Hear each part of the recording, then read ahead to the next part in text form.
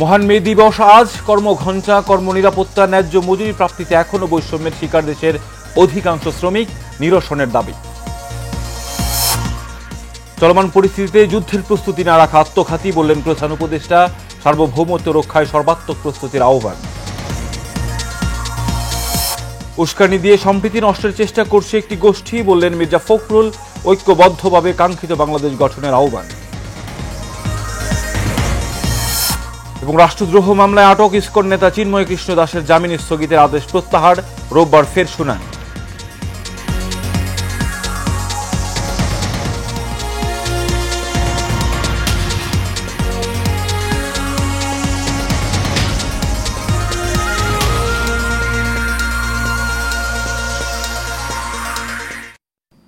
স্বাগত এশিয়ান সকালের সংবাদে, সঙ্গে আছে আমি কাউসার আহমেদ। এখন শুনছিলেন বিআরবি কেবল ইন্ডাস্ট্রিজ লিমিটেড সংবাদ শিরোনাম। চলে যাচ্ছি বিস্তারিত সংবাদে। শুরুতেই জানাবো মহান মে দিবসের খবর। বিশ্বের শ্রমজীবী মানুষের ন্যায্য অধিকার আদায়ের ঐতিহাসিক দিন আজ। এবছর বাংলাদেশে মে দিবসের প্রতিপাদ্য নির্ধারণ করা হয়েছে শ্রমিক মালিক এক হয়ে গড়ব এ দেশ নতুন করে। দেশকে নতুন করে গড়ে তুলতে ঐক্য, পারস্পরিক শ্রদ্ধা এবং আস্থার পরিবেশ সুদৃঢ় করার আহ্বান জানিয়েছেন প্রধান উপদেষ্টা অধ্যাপক ডক্টর মোহাম্মদ ইউনূস। মহান মে দিবস ও জাতীয় পেশাগত স্বাস্থ্য সেফটি দিবস উপলক্ষে দেওয়া এক বাণীতে তিনি এই আহ্বান জানান। প্রধান উপদেষ্টা বলেন, বিশ্বের শ্রমজীবী মানুষের সঙ্গে সংহতি প্রকাশ করতে দেশব্যাপী যথাযোগ্য মর্যাদায় মহান মে দিবস 2025 পালিত হচ্ছে জেনে তিনি আনন্দিত। দৈনিক 8 ঘণ্টা শ্রম, ন্যায্য মজুরি ও শ্রমের মর্যাদা আদায়ের লক্ষ্যে 1886 সালের 1 মে মার্কিন যুক্তরাষ্ট্রের শিকাগোর হে মার্কেটে শ্রমিকদের রক্তক্ষয়ী সংগ্রামের মধ্য দিয়ে শ্রমিক ও শ্রমের মর্যাদা বিশ্বব্যাপী স্বীকৃতি লাভ করে।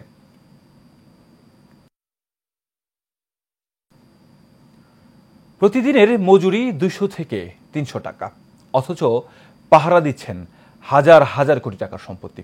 শুধু কি তাই, বাসা বাড়ি থেকে শুরু করে জানমালের নিরাপত্তায় অগ্রণী ভূমিকা পালন করে আসছেন এই শ্রমিক। কিন্তু না পাচ্ছেন ন্যায্য মজুরি, না সম্মান, এমনকি নেই নিরাপত্তাও। এদের সংখ্যাটাও নেহায়েত কম নয়। প্রায় 12 লাখ শ্রমিকের গল্প এটি। অনেক চেষ্টা করেও তাদের অধিকার আদায়ে ব্যর্থ হচ্ছে অ্যাসোসিয়েশনও। মহান মে দিবসে নিরাপত্তার কাজে নিয়োজিত শ্রমিক নিরাপত্তা রক্ষীদের বঞ্চনার কথা নিয়ে এশিয়ান টেলিভিশনের বিশেষ প্রতিবেদন। ক্যামেরায় ছিলেন মোশাররফ তালুকদার। শ্রমিকের হাড়ভাঙা পরিশ্রম, সেই তুলনায় ন্যায্য মজুরি না পাওয়া, বঞ্চনা, লাঞ্ছনা, দুঃখ, দুর্দশা, এমন অসংখ্য সংবাদ গণমাধ্যমে নিয়মিত প্রকাশ পায়। আর না হলেও মে দিবসের আলোচনায় আসে এসব শ্রমিকের না পাওয়ার গল্প। কিন্তু যাদের হাতে নিরাপত্তার দায়িত্ব দিয়ে নিশ্চিন্তে থাকে সবাই, তাদের কি অবস্থা? বলছিলাম সারা দেশে নিয়োজিত নিরাপত্তা রক্ষীদের গল্প। একজন 76 বছর বয়সী নিরাপত্তা কর্মী বলছিলেন, প্রাপ্য মজুরি তো পানি না, এমনকি মানুষই মনে করেন না কেউ কেউ। এমন হাজারো গল্প রয়েছে এসব শ্রমিকদের। বড় লোকরা গরিবকে ঘৃণা করে, আর বড় লোকরা কোনো সময় ভালো চোখে দেখে না। গাটের আর মনে করে যে চাকর। আমরা যে কাজ করে হিসেবে সম্মানও পাই না, আবার মজুরি হিসেবে পাই না। আমাদের সম্মান, গরিবের সম্মান আর কে দেয়, আর কে রাখে? দৈনিক 8 ঘণ্টা কাজের যে নিয়ম, সেটিও কেউ কেউ মানছেন না বলে জানান নিরাপত্তা রক্ষীরা। বলছিলেন, ওভারটাইমের বালায়ও নেই কোথাও কোথাও। 12 ঘন্টা ডিউটি করি, আমার 10,000 টাকা। এই জায়গা দিয়ে চলেন কিভাবে? কি করবো এখন, কোনো মতে চলে আর কি, নিয়ে যায়, তাছাড়া তো পাই নাই। কষ্টের মজুরি কোথায় পেলাম আমরা? মনে করেন আমরা যে কষ্টটা করি, 10,000 টাকা স্যালারি আছে, তো 10,000 টাকা স্যালারি দিয়ে তো চলা অসুবিধা হয়, তারপরে এখন করা লাগে। তবে এইসব নিরাপত্তা রক্ষীদের জীবনমান উন্নয়নে নীরবে কিছু কাজ করে যাচ্ছে Bangladesh professional security service provider association. Tragedy হইল এই 9,800 70% লোক দিতে চায় না, বিকজ ইমপ্লিমেন্টেশন নাই। তো সরকারের তরফ থেকে যে মনিটরিং হবে, যে আপনি একটা গার্ডের জন্য 9,800 টাকার কম দিচ্ছেন, ক্লায়েন্ট হিসেবে আপনাকে তো ধরার কেউ লোক নাই। তো আমরা যে কনস্ট্যান্টলি পুলিশের সাথে কথা বলছি, আমরা ল এনফোর্সমেন্টের সাথে কথা বলছি, আমরা বিভিন্ন মন্ত্রণালয়তে যাচ্ছি, we are talking to them, we are explaining আমাদের ডিফিকাল্টিস কোন কোন জায়গায় আছে। ওনাদের থেকে সমাধান চাচ্ছি, হোয়াট আর দ্য সলিউশন যেটা করতে পারি। সংগঠনের নেতারা নানান রকম অভিযোগ করে বলেন, লাখ লাখ মানুষের কর্মসংস্থানের এই খাতে সংশ্লিষ্ট প্রতিষ্ঠানের সহযোগিতার অভাব রয়েছে। শুধুমাত্র টাকার জন্য রাতের ঘুমকে হারাম করে পরিবারের নিরাপত্তার কথা বাদ দিয়ে অন্যের পরিবারের নিরাপত্তা নিশ্চিত করা যেসব শ্রমিকের কাজ, সেসব শ্রমিকের প্রাপ্য মজুরি এবং সম্মানটুকু সমাজ এখনো পর্যন্ত নিশ্চিত করতে পারেনি, এমনকি কেউ ভেবেও দেখেনি। তাই এইসব শ্রমিকের দাবি প্রাপ্য মজুরি এবং সম্মানটুকু যাতে নিশ্চিত করা হয়। কাউসার আহমেদ, এশিয়ান টেলিভিশন, ঢাকা। স্বল্পোন্নত দেশ থেকে এখন মধ্যম আয়ের দেশে যাত্রা বাংলাদেশের। স্বাধীনতার 5 দশক পেরিয়ে আর্থসামাজিক নানা পর্যায়ে এসেছে সাফল্য। এক্ষেত্রে সবচেয়ে বড় অবদান রেখেছেন শ্রমিকরা। কিন্তু কর্মঘণ্টা, কর্মনিরাপত্তা এবং ন্যায্য মজুরি প্রাপ্তিতে এখনও পিছিয়ে তারা। শ্রমিক সংগঠনের মতে প্রাতিষ্ঠানিক শ্রমিকদের তুলনায় বেশি আয় বৈষম্যের শিকার হচ্ছেন অপ্রাতিষ্ঠানিক খাতের শ্রমিকরা। মে দিবসে বৈষম্যহীন ন্যায্য পারিশ্রমিক নিশ্চিত হোক প্রতিটি শ্রমিকের, এমন প্রত্যাশা সংশ্লিষ্টদের। কেরানীগঞ্জ থেকে রানা আহমেদের রিপোর্ট, জানাচ্ছেন লাবণ্য ভূঁইয়া। নির্দিষ্ট কর্মঘণ্টা এবং ন্যায্য মজুরি নিশ্চিত করতে 1886 সালে যুক্তরাষ্ট্রের শিকাগোতে রক্ত দেয় বহু শ্রমিক। কিন্তু বাস্তবতা হচ্ছে 12 ঘন্টার বেশি শ্রম দিলে যে পারিশ্রমিক মিলবে তা দিয়েই দূর হবে সীমিত চাহিদা। তাই দিনভর ক্লান্তিহীন ঘাম ঝরাতে বাধ্য হচ্ছেন অনেক শ্রমিক। আয় ব্যয় সমন্বয় করতে গিয়ে কাজের জন্য নির্দিষ্ট 8 ঘন্টা কোনো বালাই নেই তাদের জীবনে। সারাদিন পরিশ্রম করি, এত মনে হয় 700, কোনদিন 600, এত আমার খুব কষ্ট হয়ে যায়। কারণ 2-3 থেকে 300 থেকে 400 টাকা আমাকে খরচ হয়ে যায়। আর এই বিল্ডিং আলারা বেতনের কথা বলে হারা খালি আমাদের লোক, আমাদের হেডা বিভিন্ন অজুহাত দিয়া তাদেরকে থামিয়ে রাখে। যে সমস্ত সংগঠনগুলো আছে তারা বিভিন্ন রকমভাবে আন্দোলন করে, তাদের একটা জায়গা আছে কমপ্লেন দেওয়ার মতো, কিন্তু আমাদের নির্মাণ যারা কাজ করি তাদের কোনো কমপ্লেন নাই। আমরা চাকরি করতেছি 30 দিন, 1 মাস, কিন্তু যদি বাজারের দরের হিসেবটা করি তাহলে আমাদের বাজারের গড় পড়তে দেখা গেছে 9 দিনের বাজারের টাকা হয়। পরিশ্রম বেশি হয়ে যায় কিন্তু মজুরি কম পড়ে। পাত্র ভাঙা কাজ করে চলি, 300 টাকা করে। রাত 12টা পর্যন্ত দোকানে ডিউটি করতে হয়, সেই পরিমাণে আমরা বেতন পাই। অনেক মহাজন বোনাস দেয়, অনেক মহাজন দেয় না। তো কিছু মহাজনের জন্য পুরো ফ্যাক্টরি, পুরো কেরানীগঞ্জে যত ফ্যাক্টরি আছে এগুলো বদনাম হয়। দেশের 5 কোটি অপ্রাতিষ্ঠানিক শ্রমিকদের ন্যায্য মজুরি থেকে বঞ্চিত হচ্ছেন এমন অভিমত শ্রমিক সংগঠনগুলোর। যখন আমি সার্ভিস থেকে অফ হয়ে যাব, আমি রিটায়ার্ড করব, তখন একেবারে শূন্য হস্তে বাড়ি যাওয়া ছাড়া আমার কাছে কোনো কিছু থাকছে না। আমি যেখানেই চাকরি করি না কেন, সেখান থেকে আমার স্যালারি থেকে একটা অ্যামাউন্ট আমার মালিক থেকে সে সমপরিমাণ অর্থ রেখে সরকার শুধু জমা রাখবে, শুধু এটার ব্যবস্থাপনা করবো, অন্য কিছু আমি সরকারের কাছে দাবি করছি না। কিন্তু রাষ্ট্র সেই দায়িত্বই গ্রহণ করছে না।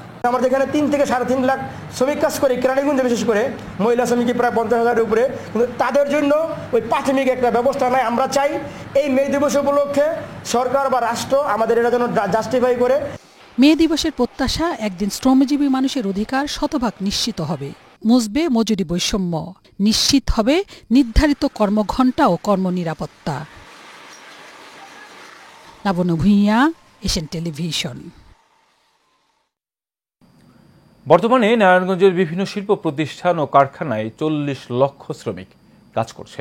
তাই বিশ্ব মে দিবসে শ্রমিকের অধিকারের বিষয়টি উঠে আসলেই চলে আসে নারায়ণগঞ্জ জেলার নাম। কেমন আছেন নারায়ণগঞ্জ জেলার শ্রমিকরা? উন্নত এই যুগে শ্রমিকরা কি তার ন্যায্য অধিকার, নিরাপত্তা ও মৌলিক অধিকার পাচ্ছে, না বঞ্চিত হচ্ছে বিভিন্ন ক্ষেত্রে? শ্রমজীবী মানুষ ও শ্রমিক সংগঠনের নেতৃবৃন্দের সাথে কথা বলে নারায়ণগঞ্জ থেকে বিস্তারিত জানাচ্ছেন রোমান চৌধুরী। সুমন। শিল্পনগরী নারায়ণগঞ্জে রয়েছে মোট 2200 নিবন্ধিত কারখানা। সব মিলিয়ে পুরো জেলায় বিভিন্ন ক্যাটাগরিতে রয়েছে 4000 কারখানা বা প্রতিষ্ঠান। এসব প্রতিষ্ঠানে পারিশ্রমিকের বিনিময়ে শ্রম দিয়ে যাচ্ছে প্রায় 40 লক্ষ শ্রমিক।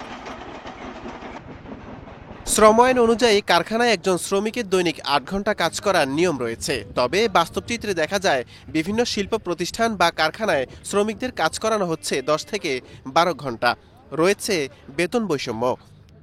যখন একটা শ্রমিক চাকরিতে জয়েন করে তার নিয়োগপত্র নেওয়া হয়, কিন্তু তাদের আইডি কার্ড দেওয়া হয় না। কাজের ক্ষেত্রে 1 কথা 2 কথা হলে অশ্লীল ভাষা, গালিগালাজ, নানান অজুহাত দিয়া তাদের ছাঁটাই করে দেয়। কাজের বিষয়ে আমরা ছেলে শ্রমিকদের থেকে নারী শ্রমিকরা বেশি কাজ করি, তা সত্ত্বেও আমাদের উপর অনেক চাপ, নির্যাতন, নিপীড়ন সবকিছুতেই আমাদের নারী শ্রমিকরা বেশি ভোগ করতেছে। এই যে কাম কাজ করি রুজি দেওয়া হয় 100টা, হয় কামাই ঘরে লাগে 200টা, ঘর ভাড়া লাগে যে রুজি। আরে এখন তো কামাইবে নিজে নাই বাংলাদেশ। নির্দিষ্ট যে বেতন কাঠামো সেই বেতনটাই পাচ্ছে না, সেইখানে হচ্ছে অতিরিক্ত শ্রম, সেটা তো হচ্ছে কল্পনাই করা যায় না। বিগত 3 মাস যাবত বেতন ঠিক মতো পাইতাছি না, 3 মাসের পূর্বের টাকা বকেয়া পড়েই রয়েছে। শ্রমিকদের অধিকার নিয়ে কাজ করা সমাজতান্ত্রিক শ্রমিক ফ্রন্ট নারায়ণগঞ্জ জেলা সভাপতি আবু নাইম খান বিপ্লব এই বৈষম্য দূর করার আহ্বান জানান। বর্তমান বাজার দর বিবেচনা করে শ্রমিকের মজুরি এটা পুনর্নির্ধারণ করা দরকার। আমরা মনে করি শ্রমিকদের সংগঠন করার অধিকার, ইউনিয়ন গঠন করার অধিকার এটা নিশ্চিত করা দরকার, যাতে সে যথাযথ কর্তৃপক্ষের সাথে নিয়মতান্ত্রিকভাবে আলাপ আলোচনা করে তার সমস্যার সমাধান করতে পারে। শ্রমিকদের সার্বিক বিষয় নিয়ে কাজ করছেন বলে জানিয়েছেন নারায়ণগঞ্জ জেলা প্রশাসক মোহাম্মদ জাহিদুল ইসলাম। আমরা এই শ্রমিকদের কল্যাণে জেলা প্রশাসন আমরা বিভিন্ন ধরনের পদক্ষেপ ইতিমধ্যে গ্রহণ করেছি। বিশেষ করে ওএমএস এর কার্যক্রম যেটি সারা জেলাব্যাপী চলছে, আমরা বিসিক শিল্পনগরী এবং মূলত যেখানে শ্রমিকের ঘনত্ব বেশি সেই জায়গাগুলোতে আমরা ওই ওএমএস এর সেন্টারটা স্থাপন করি এবং টাইমটা বাড়িয়ে দিয়েছি। মূলত শ্রম আইন অনুযায়ী তাদের যে রাইটসগুলো আছে সেই রাইটসগুলো তারা সম্পূর্ণরূপে এনজয় করতে পারছে কিনা সেগুলো আমরা দেখে থাকি। সংশ্লিষ্টরা বলছেন সকল ক্ষেত্রে শ্রম আইন কার্যকর করা না গেলে শ্রমিকদের অধিকার লালপিতায় আটকে থাকবে, বাস্তবে প্রতিফলিত হবে না। এতে করে দেশের সার্বিক উন্নয়নে বাধাগ্রস্ত হবে। নূর মোহাম্মদ ভূঁইয়া, এশিয়ান টেলিভিশন। এবারে ভিন্ন প্রসঙ্গ। বর্তমান বিশ্ব পরিস্থিতি বিবেচনায় যুদ্ধের প্রস্তুতি নেওয়ার আহ্বান জানিয়েছেন প্রধান উপদেষ্টা ডক্টর মোহাম্মদ ইউনূস। আজ ঢাকায় বিমান বাহিনীর বার্ষিক মহড়া অনুষ্ঠানে এসব কথা বলেন তিনি। দেশের স্বাধীনতা সার্বভৌমত্ব রক্ষার জন্য যুগোপযোগী বিমান বাহিনী গড়ে তুলতে সরকারের প্রচেষ্টা অব্যাহত থাকবে বলেও জানান প্রধান উপদেষ্টা। বাতেন বিপ্লবের রিপোর্ট।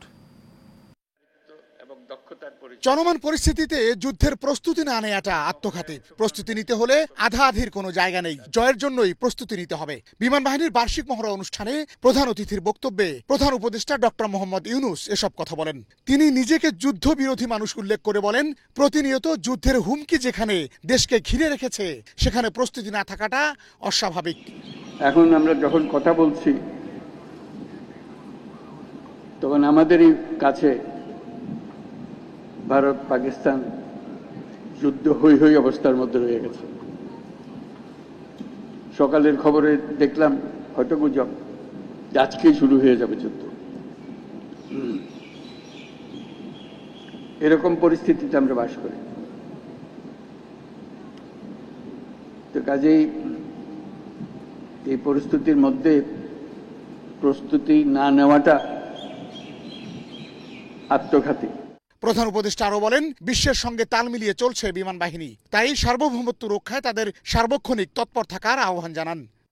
পরাজয় এখানে কোনো অপশন হতে পারে না। কাজে আমাদের যে প্রস্তুতি, সেই প্রস্তুতি কত উচ্চ পর্যায়ে আমরা নিতে পারি সেটার চেষ্টা আমাদের থাকতেই হবে। অর্থনীতি দুর্বল অবস্থায় আছে উল্লেখ করে ডক্টর ইউনূস বলেন, বিগত সরকারের কারণে লুট হয়ে গেছে অর্থনীতি। এ পরিস্থিতিতে সামগ্রিকভাবে প্রস্তুত থাকতে হবে। বিমান বাহিনীর পেশাদারিত্ব। বাতেন বিপ্লব, এশিয়ান টেলিভিশন, ঢাকা।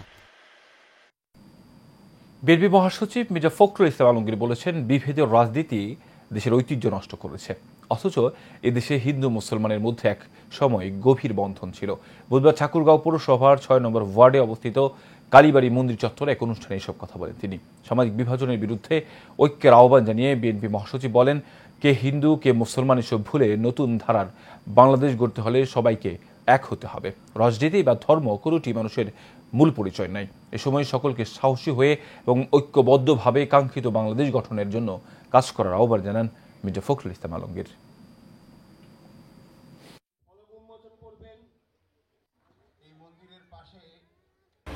এই পরিবেশে আমরা কিন্তু বেড়ে উঠেছি। আমাদের বেড়ে ওঠার মধ্যে কখনো আলাদা করে ভাবিনি যে আমি মুসলমান, ওই জন্য আমি হিন্দুদের বাড়ি যেতে পারবো না, বা আমার বন্ধু মৃণাল কান্তি রায় সে আমার বাসায় আসতে পারবে না, কখনো চিন্তাও করিনি। এবং আমরা যে আলাদা এটাও ভাবিনি। বাংলাদেশের জন্ম, তা হচ্ছে বাংলাদেশের নাগরিক, তার পুরো অধিকার আছে, সম্পূর্ণ অধিকার আছে। আপনারা কখনোই নিজেদেরকে ছোট মনে করবেন না, আউটসাইডার মনে করবেন না। আপনারা সবসময় মনে করবেন যে দিস ইজ মাই ল্যান্ড, আমার জন্মভূমি, আমার অধিকার আছে। রাষ্ট্রদ্রোহ মামলায় গ্রেফতার হওয়া সাবেক ইসকন নেতা চিন্ময় কৃষ্ণ দাস ব্রহ্মচারীর জামিন স্থগিতের আদেশ প্রত্যাহার করেছেন আপিল বিভাগের চেম্বার বিচারপতি মোহাম্মদ রেজাউল হক। একই সঙ্গে আগামী রোববার জামিন স্থগিতের আবেদনের উপর পূর্ণাঙ্গ শুনানির দিন ধার্য করেছেন তিনি। বুধবার সন্ধ্যায় রাষ্ট্রপক্ষের আইনজীবীরা বিষয়টি নিশ্চিত করেন। আদালতে রাষ্ট্রপক্ষের শুনানিতে ছিলেন অতিরিক্ত অ্যাটর্নি জেনারেল ব্যারিস্টার অনিক আর হক, আরশাদুর রউফ, আব্দুল জব্বার ভুঁইয়া ও ডেপুটি অ্যাটর্নি জেনারেল ফরিদউদ্দিন খান। এর আগে ওই দিন সন্ধ্যা 5:50 হাইকোর্টের দেয়া চিন্ময় দাসের জামিন আদেশ স্থগিত করেছিলেন চেম্বার আদালত। তখন আসামি পক্ষের কোনো আইনজীবী উপস্থিত ছিলেন না। রাষ্ট্রপক্ষের আইনজীবীরা জানিয়েছেন, বিচারপতি রেজাউল হক সিদ্ধান্ত নিয়েছেন আগামী 4 মে চিন্ময় দাসের আইনজীবীর বক্তব্য শুনে পরবর্তী আদেশ দেবেন। দেশের শীর্ষস্থানীয় বিজ্ঞাপনী প্রতিষ্ঠান এশিয়াটিক মার্কেটিং কমিউনিকেশনস লিমিটেডের সব ব্যাংক, নন ব্যাংক আর্থিক প্রতিষ্ঠানে থাকা হিসাব স্থগিত করার ঘটনায় গভীর উদ্বেগ প্রকাশ করেছে টেলিভিশন চ্যানেল মালিকদের সংগঠন association of television channel owners অ্যাটকো। বুধবার অ্যাটকো নির্বাহী পরিষদের এক জরুরি সভায় এই উদ্বেগ জানানো হয়। পরে সংগঠনের সভাপতি অঞ্জন চৌধুরী স্বাক্ষরিত এক সংবাদ বিজ্ঞপ্তিতে বলা হয়, সম্প্রতি এশিয়াটিক গ্রুপের প্রাতিষ্ঠানিক ব্যাংক অ্যাকাউন্ট স্থগিতের কারণে দেশের সব টেলিভিশন চ্যানেল আর্থিকভাবে ক্ষতিগ্রস্ত হচ্ছে। বিষয়টি নিয়ে অ্যাটকো নির্বাহী পরিষদ গভীর উদ্বেগ প্রকাশ করছে এবং দ্রুততম সময়ে বিষয়টির সমাধানে সরকারের হস্তক্ষেপ কামনা করছে। নারায়ণগঞ্জ জেলা প্রশাসক মোহাম্মদ জাহিদুল ইসলাম মিয়া বলেছেন, জুলাই গণ অভ্যুত্থানের বীর সন্তানরা আমাদের জাতীয় ইতিহাসের এক গৌরবময় অধ্যায়। বুধবার নারায়ণগঞ্জ জেলা প্রশাসকের কার্যালয়ের প্রাঙ্গণে জুলাই গণ অভ্যুত্থানে আহত সি ক্যাটাগরির যোদ্ধাদের আর্থিক অনুদানের চেক এবং শহীদ পরিবারের সদস্যদের মাঝে মুক্তিযুদ্ধ মন্ত্রণালয় প্রদত্ত আর্থিক অনুদান চেক ও সঞ্চয়পত্র বিতরণ করা হয়। অনুষ্ঠানে সভাপতির বক্তব্যে জেলা প্রশাসক এই কথা বলে। অনুষ্ঠানে 4 জন শহীদ পরিবারের সদস্যদের প্রত্যেককে 10 লক্ষ টাকা মূল্যমানের সঞ্চয়পত্র প্রদান করা হয়। পাশাপাশি জুলাই গণ অভ্যুত্থানে আহত সি ক্যাটাগরির 212 জন যোদ্ধাকে এককালীন 1 লক্ষ টাকা করে অনুদানের চেক প্রদান করা হয়। কুমিল্লার মুরাদনগরে স্থানীয় সরকার, পল্লী উন্নয়ন ও সমবায় মন্ত্রণালয় এবং যুব ও ক্রীড়া মন্ত্রণালয়ের উপদেষ্টা আসিফ মাহমুদ সজীব ভুঁইয়ার পদত্যাগের দাবিতে বিক্ষোভ মিছিল করেছেন বৈষম্যবিরোধী ছাত্র আন্দোলনের অংশ নেওয়া উপজেলার শিক্ষার্থীদের একাংশ। বুধবার দুপুরে মুরাদনগর উপজেলার সদরে আল্লাহু চত্বরে বিক্ষোভ মিছিলটি করা হয়। কুমিল্লা মুরাদনগর উপজেলা সদরে এই বিক্ষোভ কর্মসূচি পালন করেন তারা। মুরাদনগর বাজার গোলচত্বর থেকে শুরু করে উপজেলা হয়ে ফের গোলচত্বরে আসে মিছিলটি। সেখানে বক্তব্য রাখেন শিক্ষার্থীদের একাংশ। শিক্ষার্থীরা মিছিল বের করলে আওয়ামী লীগের আমলের মতো বৈষম্য বিরোধী আন্দোলনে অংশ নেওয়া শিক্ষার্থীদের আসিফ মাহমুদ সজীব ভুঁইয়ার পদত্যাগের দাবিতে করা মিছিলের ব্যানার কেড়ে নেয় মুরাদনগর থানার ওসি জাহিদুর রহমান। সে সময় পুলিশের হাত থেকে ব্যানার উদ্ধার করে ফের বিক্ষোভ মিছিল করে শিক্ষার্থীরা।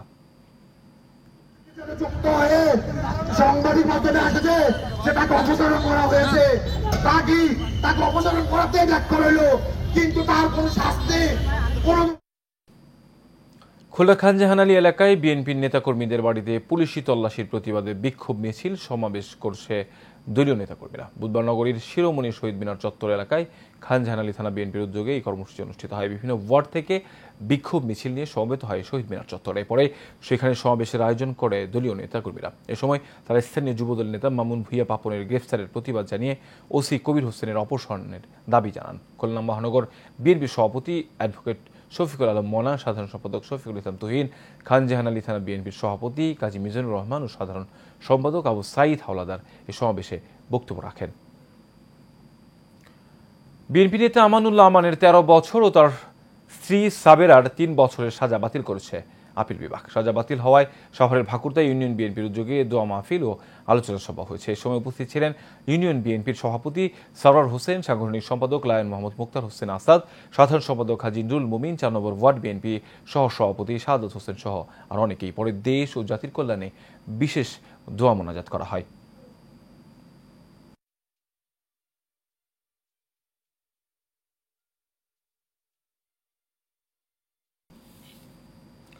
অ্যাসোসিয়েশন অফ ইঞ্জিনিয়ার্স বাংলাদেশ অ্যাবের সাবেক মহাসচিব প্রকৌশলী শাহরিন ইসলাম চৌধুরী তুহিনকে মিথ্যা মামলায় আদালতে আত্মসমর্পণ করার পরও জামিন না দিয়ে জেল হাজতে প্রেরণের প্রতিবাদে মানববন্ধন করা হয়েছে।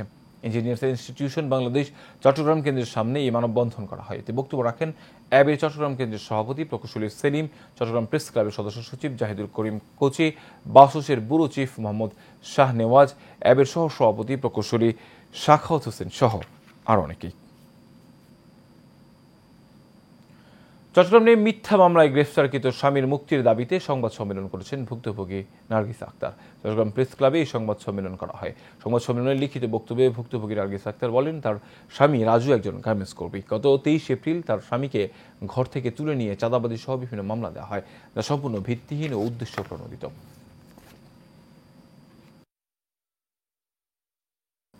দিনব্যাপী শিশুদের অন্যতম বড় ইভেন্ট অ্যাক্টিভ প্লাস বাংলাদেশের উদ্যোগে active kids fun fest Dhaka হাতিরঝিলে অনুষ্ঠিত হয়েছে। শিশুদের এই ইভেন্টে হাইজিন পার্টনার হিসেবে কাজ করেছে ডেটল। দিনব্যাপী এই আয়োজনে প্রায় 1500 শিশু অংশগ্রহণ করে। 3টি ক্যাটাগরিতে শিশুদের দৌড় আয়োজন করা হয়েছিল। শিশুরা দিনব্যাপী বিভিন্ন রাইড উপভোগ করে। এছাড়াও চিত্র অঙ্কন, ম্যাজিক, পাপেট শো এবং আরও অনেক মজার অ্যাক্টিভিটি ছিল। এই ইভেন্টে Dettol hand hygiene, toilet hygiene ও সার্বিক হাইজিন ব্যবস্থাপনায় কাজ করে ডেটল।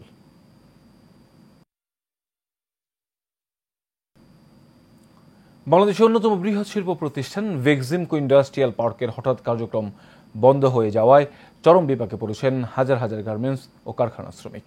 অনিশ্চয়তা, অভাব এবং ক্ষুধার সাথে যুদ্ধ করে দিন পার করছেন তারা। যাদের শ্রমে গড়ে উঠেছে দেশের অর্থনীতি, আজ তারাই বেঁচে থাকার লড়াইয়ে হেরে যাচ্ছেন। হাজার হাজার শ্রমিকের জীবিকা বন্ধ হওয়ার পাশাপাশি বিপর্যস্ত হয়ে পড়েছে আশপাশের ছোট বড় দোকানদার, খাবার হোটেল, রিক্সা চালক, বাসাবাড়ি মালিক ও অন্য সেবা নির্ভর মানুষজন। যারা দেশের অর্থনীতির চাকা ঘুরিয়েছেন, আজ তারাই সবচেয়ে অবহেলিত ও উপেক্ষিত। সরকার, মালিক পক্ষ ও নাগরিক সমাজকে একযোগে এগিয়ে এসে তাদের পাশে দাঁড়াতে হবে, অন্যথায় এই মানবিক বিপর্যয় একটি জাতীয় সংকটে রূপ নিতে পারে। পরিবারের মধ্যে অনেক কষ্ট, সালবার স্কুলে বেরোতে পারতেছি না, ভাত খাওয়া ঠিক মতো দিতে পারতেছি না, বাসা বাড়ি ভাড়া দিতে পারি না। 50% ভাড়া করছি, হাফ ভাড়া, অর্ধেক ভাড়া করে ভাড়াটা নাই, তাদের কর্ম তারা থাকবে কি করে? এখন আমরা প্রপার্টি কি করবো, ব্যাংকে দিয়ে দেবো না বাড়ি করবে কি চলে যাবো দেশ থেকে? আমাদের এই চাকরি নাই এখন আমাদের এখানে অনেক কষ্টে দিন যাপন করতেছি, ঘর ভাড়া দিতে পারতেছি না, ছেলে মেয়ের পড়াশোনা চালাইতে পারতেছি না। হাজার হাজার ভাড়াটা ছিল, এখন 1000-এর মধ্যে মনে করেন 20 জনও নাই। উত্তর সিটি কর্পোরেশনের উদ্যোগে গণশুনানি ও মতবিনিময় সভা অনুষ্ঠিত হয়েছে। ঢাকা উত্তর সিটি কর্পোরেশনের উদ্যোগে গণশুনানি ও মতবিনিময় সভা উত্তরা সিটি কর্পোরেশনের কমিউনিটি সেন্টারে অনুষ্ঠিত হয়। এতে প্রধান অতিথি হিসেবে উপস্থিত ছিলেন ডিএনসিসির প্রশাসক মোহাম্মদ এজাজ, ডিএনসিসির অঞ্চল আউটলেট আঞ্চলিক নির্বাহী কর্মকর্তা মোহাম্মদ জুলকার নায়ন, নির্বাহী প্রকৌশলী শহীদুল ইসলাম ভুইয়া, স্বাস্থ্য কর্মকর্তা ডাক্তার মারিয়া সুলতানা সহ অন্যান্যরা। শেষ করবে এশিয়ান সকালের সংবাদ। এর আগে বিআরবি কেবল ইন্ডাস্ট্রিয়াল লিমিটেড সংবাদ শিরোনাম জানাবো আরও একবার।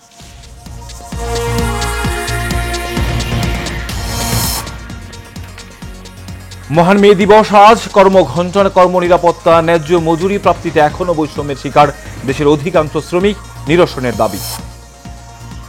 চলমান পরিস্থিতি, যুদ্ধের প্রস্তুতি না রাখা আত্মঘাতী বললেন প্রধান উপদেষ্টা। সার্বভৌমত্ব রক্ষায় সর্বাত্মক প্রস্তুতির আহ্বান। উস্কানি দিয়ে সম্প্রীতি নষ্টের চেষ্টা করছে একটি গোষ্ঠী বললেন মির্জা ফখরুল। ঐক্যবদ্ধভাবে কাঙ্ক্ষিত বাংলাদেশ গঠনের আহ্বান। এবং রাষ্ট্রদ্রোহ মামলায় আটক ইসকন নেতা চিন্ময় কৃষ্ণ দাসের জামিন স্থগিতের আদেশ প্রত্যাহার, রোববার ফের শুনানি।